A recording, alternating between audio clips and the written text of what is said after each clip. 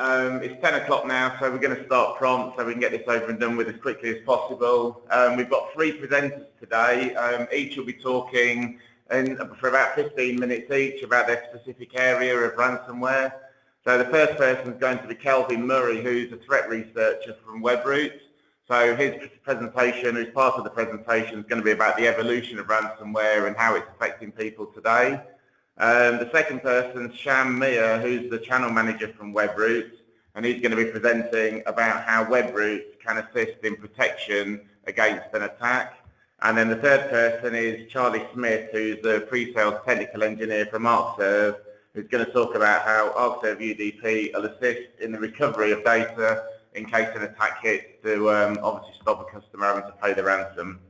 So we're going to have questions that if you can ask your questions at the end through the question panel on the right hand side of the GoToWebinar panel.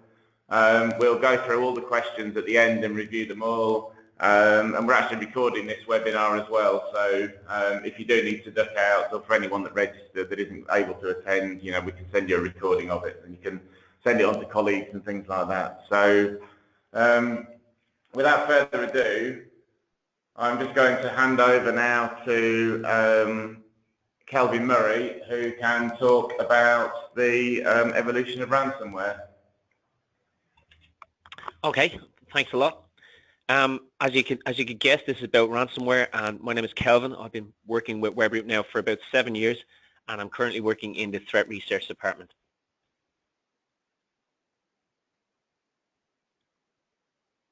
Okay.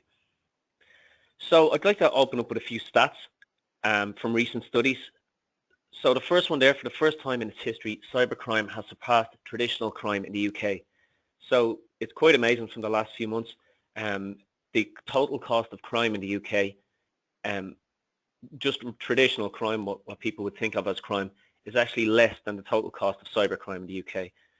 The NCA, for those of you who don't know, is similar in a lot of ways to the CIA or the FBI, but a large government crime monitoring organisation in the UK.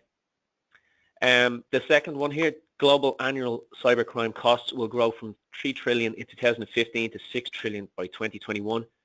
Cybersecurity Ventures, it's a fine prediction, but it's tough to corroborate these figures exactly. A lot goes undetected, as you can imagine, but any study you read today runs into the trillions. So data is the new global currency, and the growth of cybercrime shouldn't really be surprising to anybody. A lot of it goes undetected. So the money available with criminals today, it's driving amazing criminal innovation, and amazing innovation from both sides of the fight.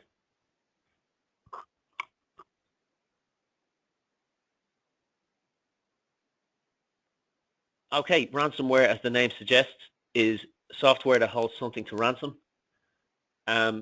It's not new, but it's absolutely massive at the moment. An early example of ransomware from back in the day stole your internet history and threatened to publish it on Twitter. I think it was a Russian infection, unless you paid up. So that's very scary for a lot of people. However, when they started using military-grade encryption to lock up your files, that's when this illegal industry really exploded.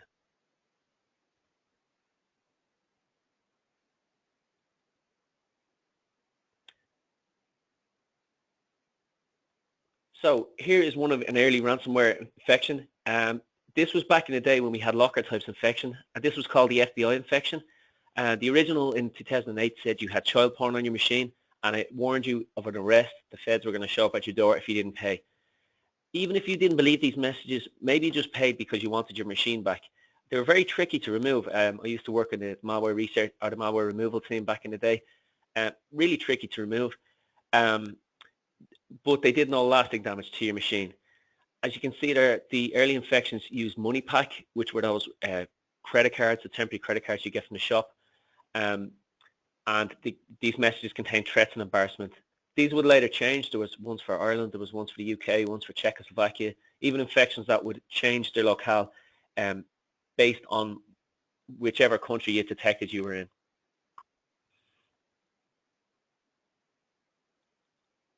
Okay, so onto encrypting ransomware, which is the big colossal infection of the day.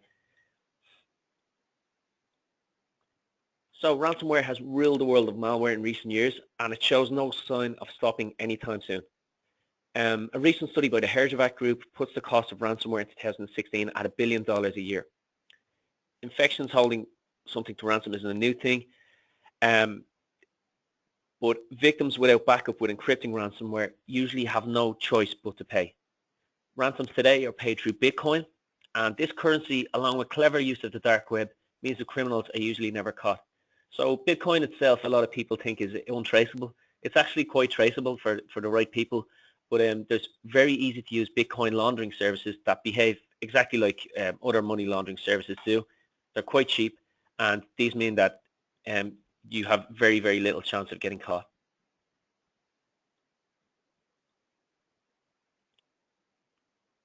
So Cryptolocker, this was the first colossal encrypting ransomware infection out there.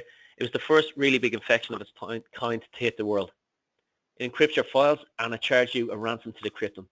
Without the key for these files, you have very little chance of getting them back.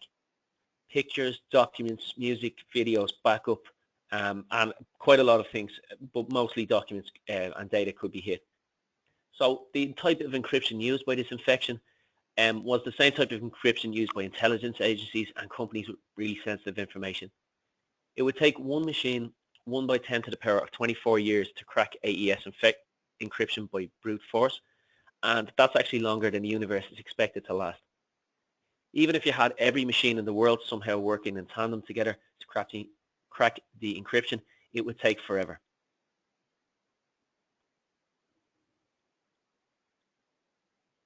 So, initially the security industry had a lot of success against these infections. Keys were grabbed from the machine, keys were hacked from the attacker servers and given to victims. However, these type of infections have evolved very, very quickly with a ton of innovative improvements. By performing a system restore, you used to be able to get your files back, but soon the infections would wipe the shadow copies on your machines, and that would prevent this. Originally, the infections would just encrypt documents, but now they target hundreds of different file types. They'll even target files related to games, so saves in mods you have, profiles for DayZ, game components from makers like Valve, Bethesda, Unreal Engine were targeted. CoinVault, which I think there's a picture of there, was the first to introduce a freebie option. You could unencrypt one of your files using the feature, and this is the type of thing that would make a victim more likely to pay out, because they'll trust you that you can actually get their files back together, and it's not just a random ransom note. PadCrypt was a crazy infection of last year. It actually had a live chat feature where you could chat to the criminal, and they'd help you walk you through the ransom paying process if you're having trouble reading the instructions. Locky, it's on the way now in the last few weeks, but it was absolutely ruled the roost for close to a year. That was an infection that, first of all, was the one that scrambled all the names of the files that it encrypted. So that makes restoring from backup much trickier. The latest server infection encrypts Oracle database files, which is a direct attack on businesses. And criminals are realizing now that if you hit a business is much more likely to pay a higher ransom and is much more likely to pay as well.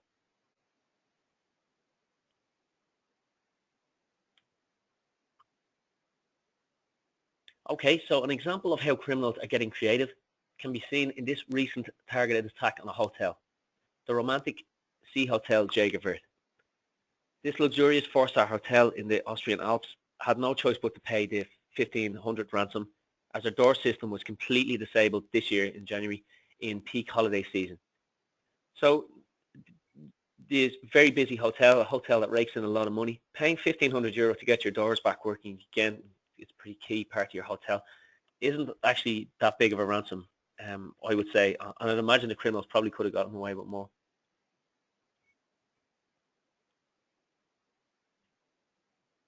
So these names are from ID Ransomware. That's an excellent site used by malware researchers. In October last year, they detected 200 current types of ransomware. At the start of March, there were 311. About a week ago, I tried to get the latest figure, but the site was actually taken down by DDoS attacks, which is funny enough. I wonder if it's back up again. I better check. Anyway, the simple fact is that ransomware is making a ton of money, and this drives criminal innovation.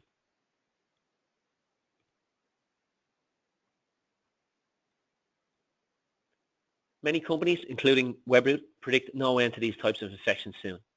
Here we see that ransomware isn't limited to Windows devices. Mac has been hit by Key Ranger ransomware, excuse me. Linux has been hit by Kill Disk. Android has been hit by Locker type ransomware. And recently, Android-based LG televisions were completely bricked by these infections. And because LG wouldn't release the reset codes as well on them. So just an example of the type of innovation and proliferation that we're seeing with these infections. Ransomware as a service, very interesting addition to the family. It's created for criminals to easily design encrypting ransomware payloads to distribute however they want, maybe from their botnets. All they have to do with this page on the dark web, just input your Bitcoin wallet address where you want the funds to go, customize the price you want for payments, late payments, whatever you want, customize your ransom message, and away you go. So before, a cyber criminal needed a lot of knowledge on how to code infections. Very tricky business. Now anybody can go onto the dark web, pick one of these infections for free, send it to your friends, send it to whoever you want, and when they pay the ransom, when you've wrecked their machine, the maker of this platform gets a cut, and that cut has ranged between 10 and 20%. So this is true to life with any part. The whole cybercrime industry is very complicated at the moment, but this is true to life to any part of the industry. It can be rented online and it can be sold online to the right price.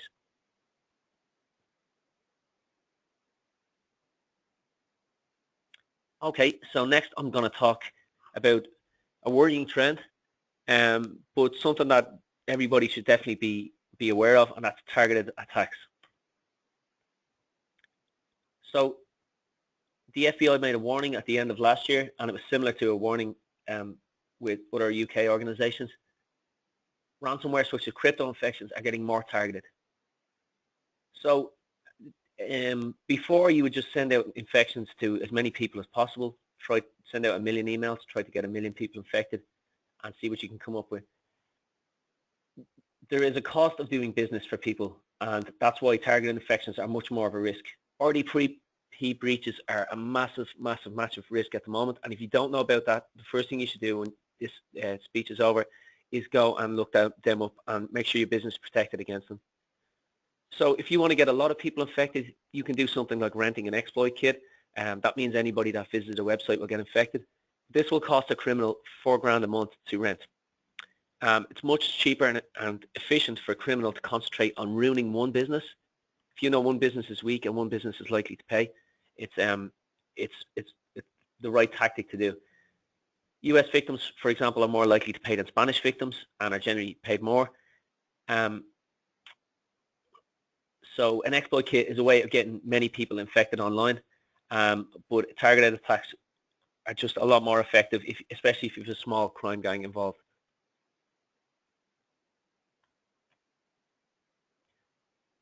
This is absolutely huge in the UK at the moment. Brazen targeted attacks on hospitals, hospital trusts. The NHS trust has got hit, I don't know how many times. Police stations, regional government, transport authorities in the US. And these have all demanded big ransoms for the safe return of data.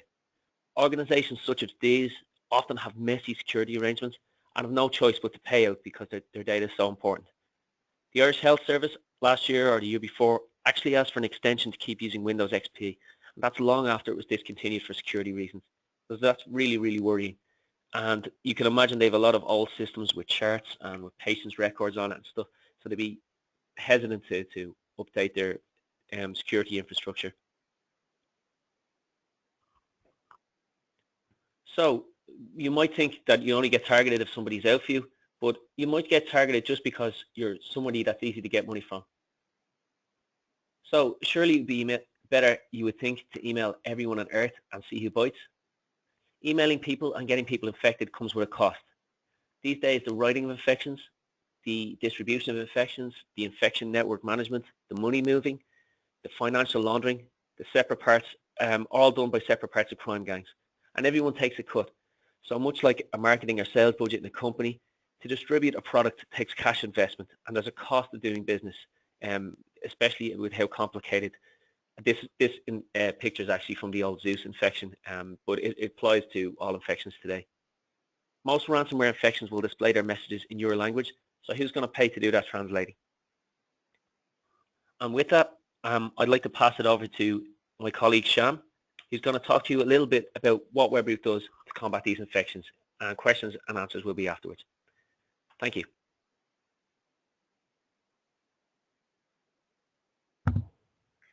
Cool. Yeah, so we're just going to pass now over to Sham, who's going to talk about Webroot and their solutions and how they can assist in protecting against an attack. Thanks, Chris. Thanks, Kelvin. Heading up the presentation. So I guess I'm going to run through Webroot and who we are and what we do. For those of you guys that do know Webroot, our flagship product is Endpoint Security. But really, what we actually do is cyber threat intelligence, and that is really the bread and butter of what we do, and how we deliver that is, of course, via Endpoint. So before I do go on about that, when it comes to security and particularly endpoint vendors, everyone seems to talk about prevention and detection, and of course that is really, really important. But often that's neglected or kind of smoothed over is a remediation element, because as Kelvin said earlier, there is very, very much a risk around any organization being attacked, and particularly around advanced malware and ransomware. So I'm going to really talk about, obviously, the prevention and detection element of our product, but also around remediation.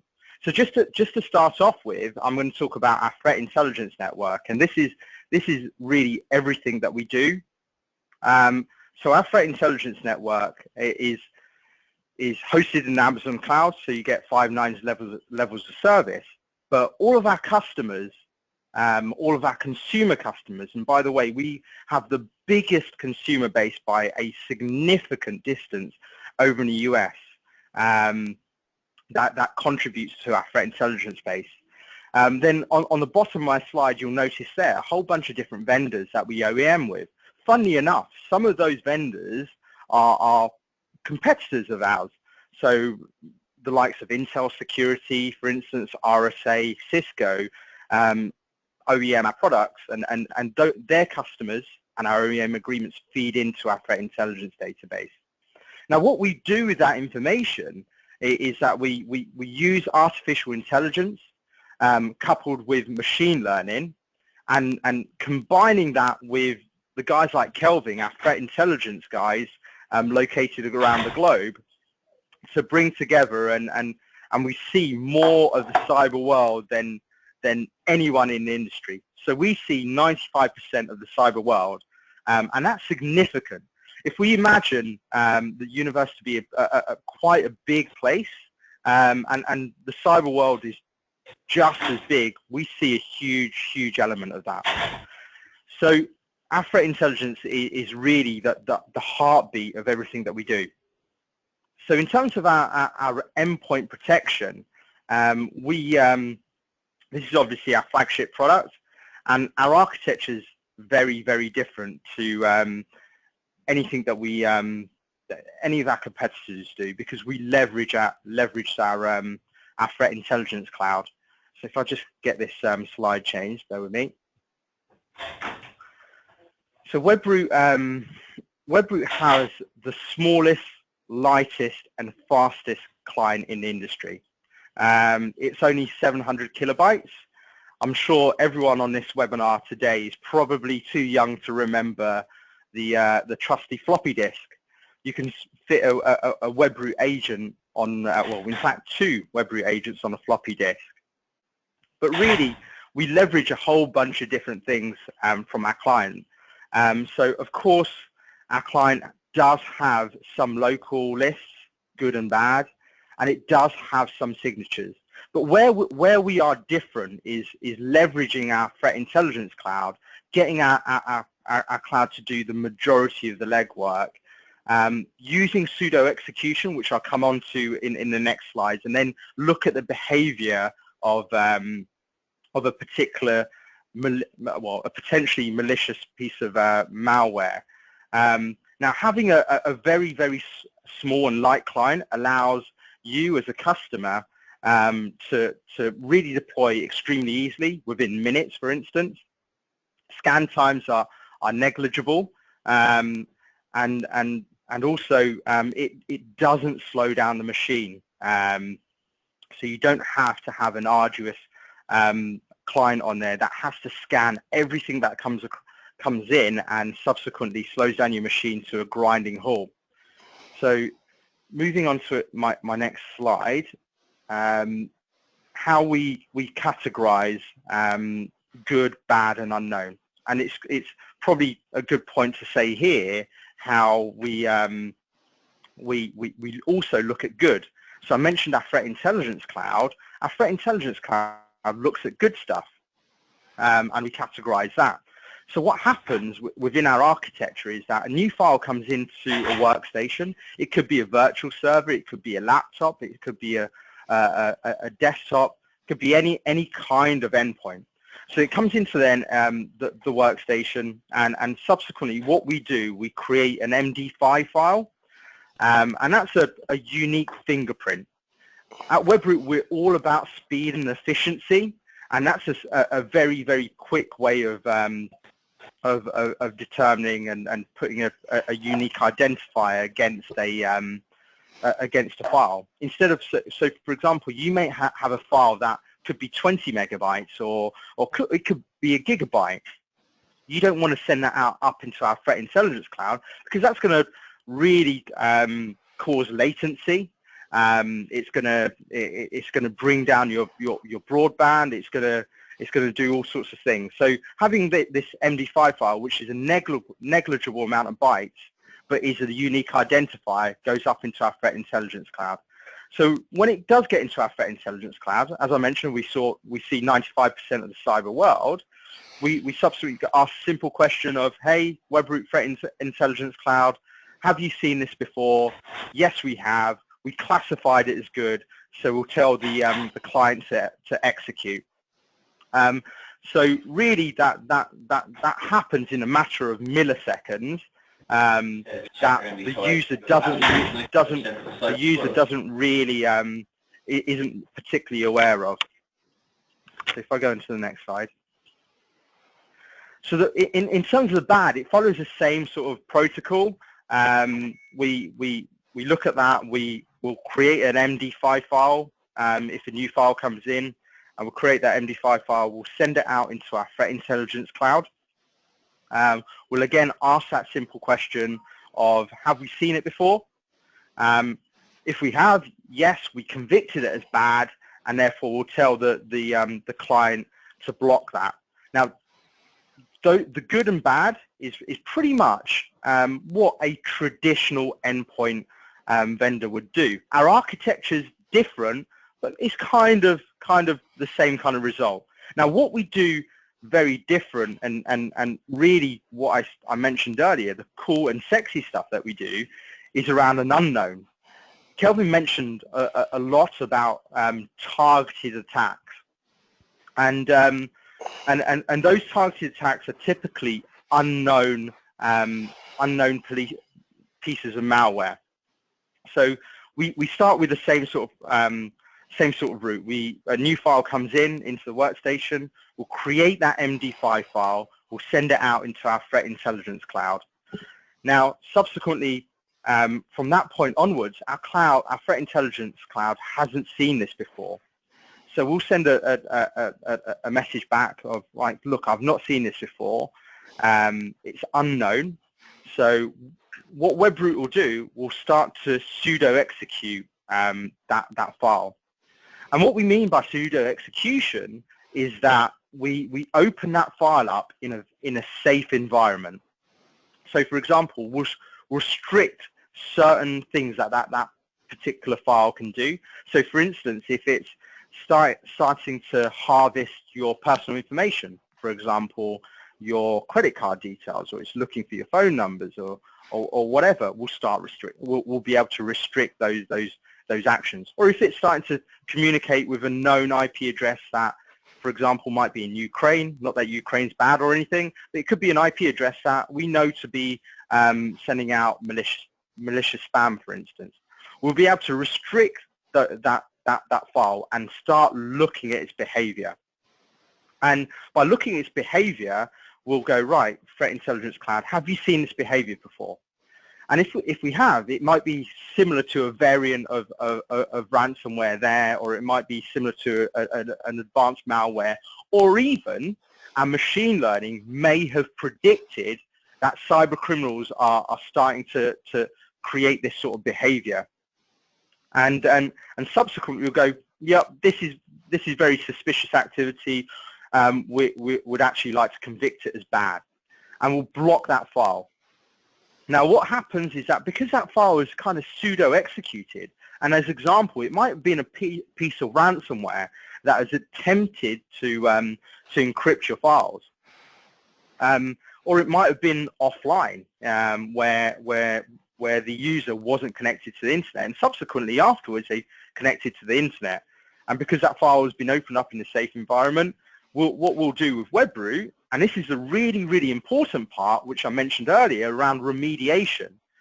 You're ultimately, as a customer, going to be attacked. Now, what we do is that because when a new file comes in, what Webroot does is that we log and journal everything that file does. So it's kind of like keeping a list of the activities of the file. And because we've got that list, we're able to go back on those changes and reverse it back to day 0. And subsequently, it cleans up pretty much autonomously the infection within the machine. You kind of, as a user, get an alert to go, X machine has got, was attempted to be infected, this was a file, and this is a cleanup that we've done. Now, of course, like anything, this isn't 100% effective, and that's why our friends at Arcserve is able to provide you with a solution that, because of course, although you may have a remediation element there, and for the most part it'll do the cleanup, but you always need a backup, and Arcserve will talk about it in a few moments. But just to summarize around Webroot, our approach is smarter, kind of like when the smartphone, the Apple iPhone, came on the market. It revolutionized how we operate and how we do things. So Webroot have purposely created our threat intelligence cloud to battle against threats not only on endpoints but against Internet of Things, which we're starting to go down towards. Your microwave, your car is beginning to be connected to the internet. So we are in a very, very good position to protect against that. So in terms of our endpoint, of course, our architecture is different. We do a smarter approach. We have the smallest, lightest, and fastest client in the industry, coupled with the biggest threat intelligence cloud that offers forensics and remediation and incident response. So that's it for me. Feel free to ask questions at the end or in the questions box. In terms of next steps, we do offer a free 30-day trial. Funnily enough, 95% of customers that do trial end up buying. So of course, me looking after the channel, I do encourage our customers to buy, because you will see the value of our product. You'll see the difference that it does. In terms of contacting, you can contact myself directly. I work for Webroot, or Wendy at CMS. She's the Webroot product manager. So feel free to reach out to us directly, and we can certainly help you not only from a commercial perspective, but more importantly, from a technical perspective in getting the most out of a demo or our trial. Thank you very much, guys. I'll hand over to the guys at Arcserve. Thanks very much, Sham. Thanks a lot, Kelvin. I hope you all found that interesting so far and relevant for protecting against ransomware. So I'm going to swiftly hand over now to Charlie Smith, who's going to talk about how to effectively and efficiently recover data in the event of an attack hitting. So over to you, Charlie. Thanks, Chris. Okay, so what I'm going to talk a little bit about is Arcserve as a company. We are a global organization who have specialized in data protection for over 25 years.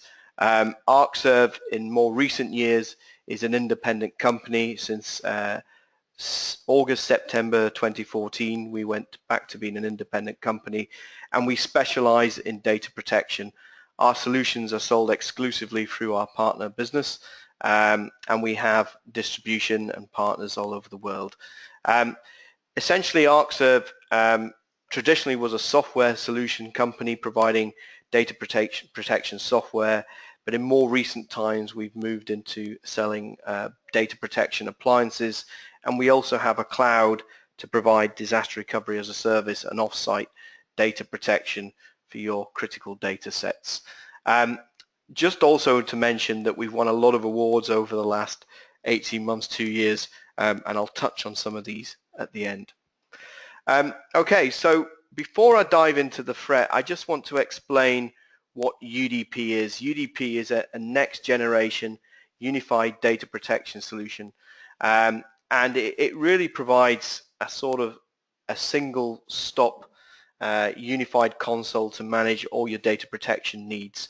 It combines true global source-side data deduplication technology to significantly reduce your backups. It provides very strong protection for Windows and Linux environments. It has integrated replication to replicate recovery points between sites and off to the cloud or wherever you want to send the data. It's also has a very workflow-driven policy engine to execute different tasks, you know, take a backup, then replicate off-site, then spin up a virtual clone. You can actually create these workflows in the console. We provide true agentless protection for VMware and Hyper-V environments, so we can protect the VMs without having any software installed on them, including application-aware backups. We also have the ability to migrate backups to different storage mediums, which is critically important. And I think when I go through what some of the threats are today, or some of the threats that you've heard, it's blatantly obvious that having all your data online is a security risk.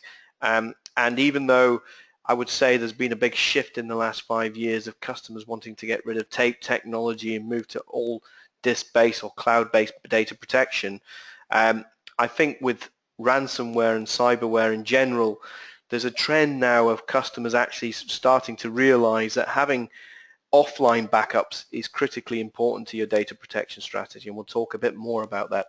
But our solution is designed to protect both on-premise, off-premise, or in the cloud. So when we think about ransomware and backup, for most customers, for example, they still back up once a day. You know, your backup window starts at 8, 9 o'clock in the evening. If you're using old backup technology, it may still run till 6 in the morning, which is your backup window. And you kind of repeat that process every 24 hours.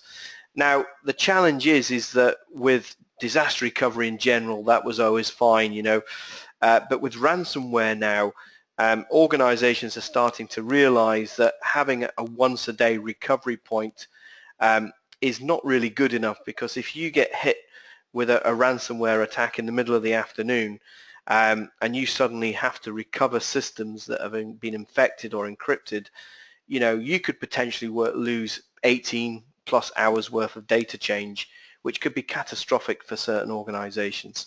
So having a more frequent recovery point objective is absolutely key, because what you're trying to achieve here is minimize the amount of data that you could potentially lose if you do get infected by ransomware. The other thing that's critically important is on the other side of the coin is how quickly is it going to take you to recover, and we call that the recovery time objective.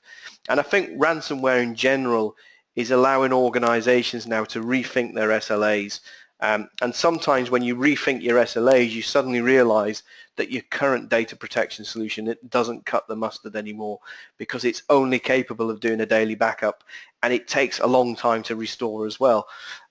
So really what you should be looking for is a solution that can protect your data more frequently to minimize data loss, and something that allows you to recover much quicker if you do get attacked by a virus or a ransomware demand.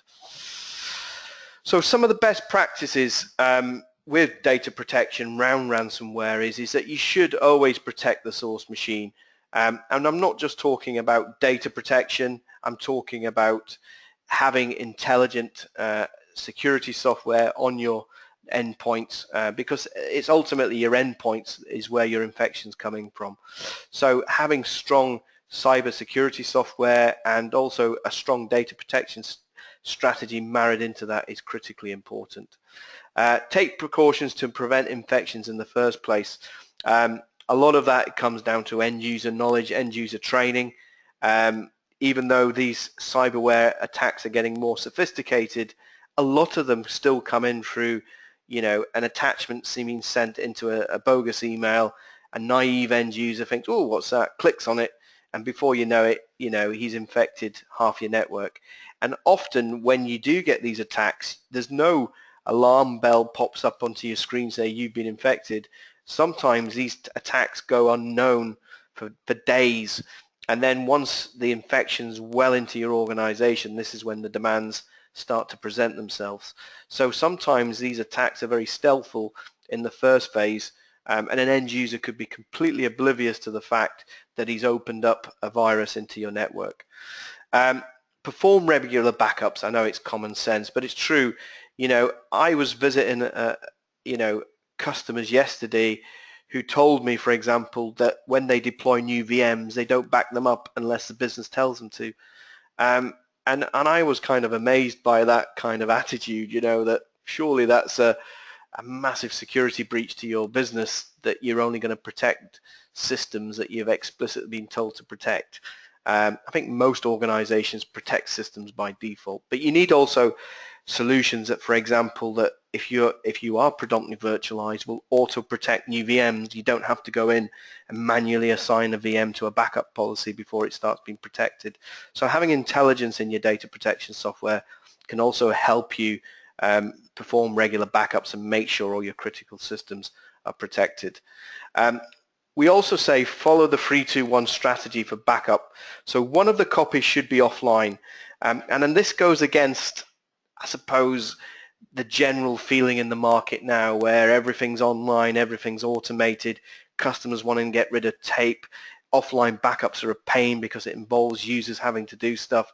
What they really want is a backup to disk solution that replicates to the cloud and they don't have to worry about it. But the challenge is that ransomware and cyber attacks has kind of turned everything back on its head, because I was actually reading a forum yesterday where a leading virtual backup solution, I'm not going to name the company, but if you can use your imagination, a leading virtual backup solution, a customer who owns and manages a private school, was hit by a SAMUS virus or a SAMUS attack, and it wiped out his backup repository.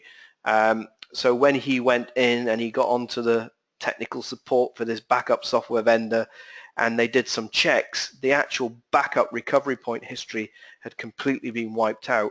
So these viruses are very sophisticated. They will target your backup servers. They will try and remove the backup sets. And this is what we were talking about earlier, that Calvin was talking about, that these developers that are writing these ransomware and cyber systems are getting very sophisticated. They know what leading backup software is out there on the market. They will do their research. They know registry hacks that do things and take things out. So just be aware of that. And just because you've got your data backed up doesn't mean you're invincible. Certainly if you've only got a disk-based backup or an online copy of your data. So you know, one of the copies should be offline, and I would recommend at least once a week you should be backing up your backup repository to tape or to an offline storage platform that can be disconnected from the network, because if all else fails, you can plug that image back onto the server once you've rebuilt the backup server, import that backup data and start recovering. And if you do that on a regular basis, obviously it's a kind of belt and braces approach. But at the end of the day, nothing can be infected if it's not connected to the network and it's completely been detached after the backup's been taken. And one copy should be off-site as well. So we always recommend, you know, an online backup, an offline copy, and the other copy should be replicated to a second site. So you've got 3 copies of the data to recover against. And make sure you choose a backup solution that includes provisioning technology. There is a new generation set of products out there, including Arcserve, and I'm not just saying this for us, but you know, you need to think about, you know, we had a customer about 6 weeks ago, had a SQL database system running in VMware. it was about 650 gigabytes, so it's a very large server, and that system went down. And if he had to do a traditional VM level recovery, it would have taken him about 2.5 to 3 hours to restore that system by recovering the VMDKs and the files back to his virtual environment. But with virtual provisioning, he was able to spin up that system as a backup from the backup into a virtual environment within 15 minutes. That system was on the network, and what he did is he migrated it using vMotion in the background to a permanent virtual data store whilst people were accessing his system. So that significantly reduced his downtime. So having an effective recovery time objective is critical. So I encourage you to have a look at that. So I just want to give an example of one of our customers who was hit by a ransomware.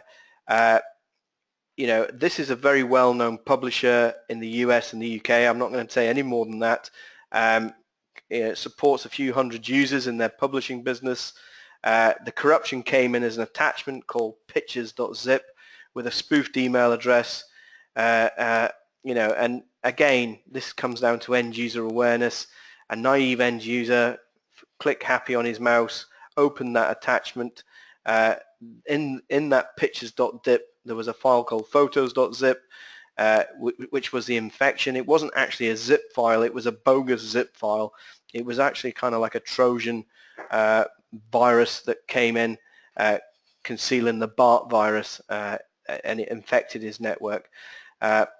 So the customer took a 7 a.m. snapshot of his environment and keeps nearline copies of his recovery points as a precaution. And his best practices actually paid off.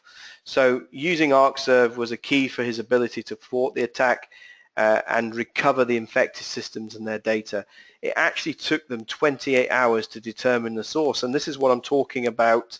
You're not always knowing that you've actually been hit by a virus or a ransomware or a Trojan. These things come in and they're very stealthful, and it's not until people start to realize that files have gone missing and data's encrypted that they suddenly realize. But the good news is that within that 28-hour window, they were able to repair and reverse the damage, and there was no public visibility of what had happened. So even though it was a considerable inconvenience where their business was affected for over a working day, there was no external, visibility of this, and the CEO was very grateful to the IT team and to contain the attack. And this is the key ability that, if all else fails, your data protection is your last form of defense, and he was able to recover. We've got other case stories like this, but I had to take some of the slides out today because of time considerations. So the best practices and conclusions is that replicate your data off-site to the cloud. It's always good to have an off-site copy of your data because you don't know when you're going to be struck. So if you're regularly uploading backup sessions to the cloud, even if the latest backup recovery point is infected, you've got the ability to roll back maybe 24 hours or more to a safe recovery point to recover your systems. And this is what I'm talking about before.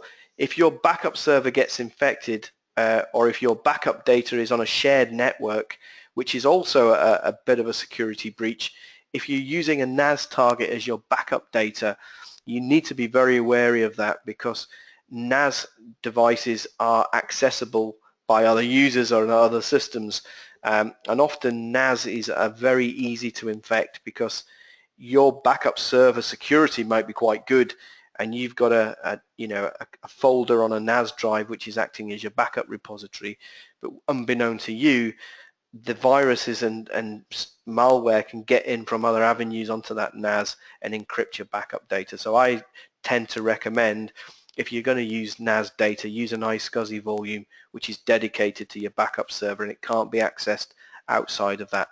But if your backup server is infected by ransomware and it encrypts the data, it's critically important that you do have an offline copy. And this is what I was saying before. It's a good practice now to think about tape in a different way. Yes, tape is a pain in the backside, and people are trying to move away from having to do daily copies to tape. But I would say at least once a week you should be doing an offline backup. It doesn't have to be tape. It could be an RDX drive. It could be a large USB free, disk that you can plug into the backup server, whatever has the capacity to protect that backup repository. But you should at least once a week be taking an offline backup, because if all else fails and your backup server is encrypted and you can't get access to your data in the cloud, you can always plug in an offline copy and recover from that. Now, just a bit about Arcserve and our awards. We've been getting industry recognition over the last 18 months. We won a lot of awards at VMworld at the end of 2015, both in the US and Europe. We won awards for Best Disaster Recovery and Backup for Virtualized Environments. We also won an award we did with the MK Smart project, which is part of the Open University, for Best Disaster and Virtualization project. And we've been winning accolades. Last year, for example, we won the Disaster Recovery Product of 2016 at the Cloud Hosting Awards. So we're getting a lot of recognition. There's a lot of information out there about Arcserve, but we've got a brand new website now. Lots of information available. If you want to download and evaluate Arcserve UDP, we just launched 6.5, our new release, at the end of January there. So it's a great time to have a look at Arcserve if you're thinking about changing your data protection. And we'd be very happy to assist you if you wanted to test the software, etc. There's also lots of information on the web, on YouTube especially. We post lots of videos and best practices on how to protect against malware, how to do disaster recovery, how to replicate to the cloud, all sorts of information available as well. So without any further ado, I'm going to hand it back to Chris and allow him to wrap up. Brilliant. Thanks very much, Charlie. Really appreciate that. Again, to all the attendees out there, I hope that the 3 lots of content that we've gone through today has been really, really useful to you. If you do want to ask any questions, if you want to just open up the questions section on the right-hand side and then kind of ask a question, we've got a couple of things that have already come in. So one of them was just about the webinar and when it's going to go online as a recording. So I mean, within about an hour or something like that, you should get a link to the recording of the WebEx for everyone that attended. So please do forward that on to friends and colleagues for sure. Another one again is about that. So how big is the chance to not find a bad behaviour? Don't really understand that. So yeah, I can answer that. Okay. I think I know what the question's around. I spoke earlier about how Webroot Threat Intelligence Cloud looks at good and bad behavior. So just to talk about that, when it comes to advanced malware, typically, like, you're able to look at the behavior and so forth. So I mentioned about speaking to a particular IP address in Ukraine and so forth, and hijacking, keylogging, for instance, is bad behavior. What's quite difficult with Webroot and any other vendor as it goes is that when a piece of advanced malware hijacks legitimate processes, so that's very, very hard to determine, because that's good behavior. And when they hijack those processes, that's typically where our remediation element it finds it harder to detect. Not that it's impossible, but it's harder. And subsequently, we can provide forensics of what's happened with a particular file and what it's done, but that's really where Arcserve comes in, because of course you're going to have some really clever advanced malware that ultimately will or could infect your machine, and that's why we always recommend have a backup in place, and that's where Arcserve comes in. Thank you, Sham. Another question for you. So does Webroot work in a Citrix Zen environment? Absolutely. So that's really where we excel in those sort of virtual environments. we've got a tiny client, and if you think about a virtual environment, any sort of proprietary software on there is kind of amplified. And because Webroot's client is so small, that's really where we really excel in that area. So yes, absolutely. And for everyone on there, so Arcserve UDP as well, you know, we can back up and protect data within VMware, Hyper-V, Citrix Zen, and any other hypervisors as well. So another question about the presentation being sent out, so that'll all be sent out shortly. Do you have any updates? One for Charlie, I think, maybe, I'm not sure. Do you have any updates on the GDPR regulations coming in next year, and how the Webroot Arcserve products relate to these new regulations? So another hot topic. Yeah, I think it's a good question. You know, the European Union General Data Protection Regulation, this is what GDPR is. I suppose even if the UK come out of Europe, which we are planning to do in the next 2 years, it will still affect us anyway in the short term. And even when we come out, I'm sure the UK will have a similar regulation that will be very much in line with that. I don't have any specific points to make at this point regarding GDPR and if Arcserve will meet those regulations, but it's a bit like all compliance regulations. It's how you interpret it, the rules or what's been specified. But certainly I think we will adhere to most GDPR regulations. We use state-of-the-art encryption in our products. We have a lot of very secure methodology built into Arcserve. So I think once more information comes out, there will be sort of best practices and documents written around that topic and how that affects probably Webroot and Arcserve. So something that we will definitely be looking more into as that comes to the forefront as it's going on. Okay. Sham, do you want to add anything around that as well? I'm probably just mirror what Charlie was saying, really. No specific points because it's all around interpretation. I guess in terms of Webroot, we do have certain shields. So, for example, Identity Shield, and that element of our product is used by the likes of the customers of HSBC, Barclays, Citibank. So every time a customer logs into their online services, our behavioral and Identity Shield protects against information and personal information being protected from that element.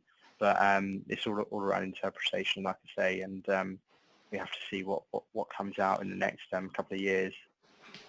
Thank you, and thanks Adam, good question. So moving on to the next one, is Webroot embedded in UDP or RHA, or do we need to buy it on top of the licensing for Arcserve? So I can answer this.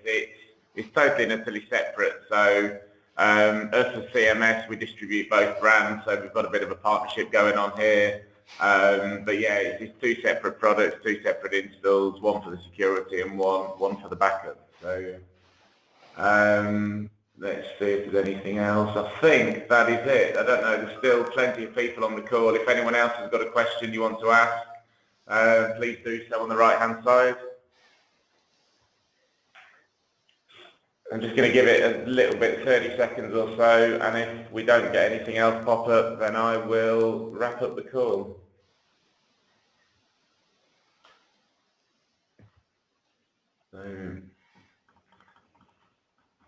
Yeah, there's nothing else. So if anyone does want to reach out to anyone, you can obviously reach out to Arcserve directly. You can reach out to Webroot directly. You can contact either Arcserve at cmsdistribution.com or Webroot at cmsdistribution.com. That should be com with an M, not com with an N. But yeah, thank you very much for your attendance. I hope you found it really, really useful. Oh, we just have had one more question come in actually. Does Arcserve support backup of Office 365 mailboxes? So the answer to that now with 6.5 is definitely yes. So we can take a copy of the data up in for exchange up in Office 365 and bring it back to ground. So thank you for that, Luke. That's it. Thanks to the presenters. Thanks to everyone for your time, and leave you to your day. Have a good day, everyone. Thank you.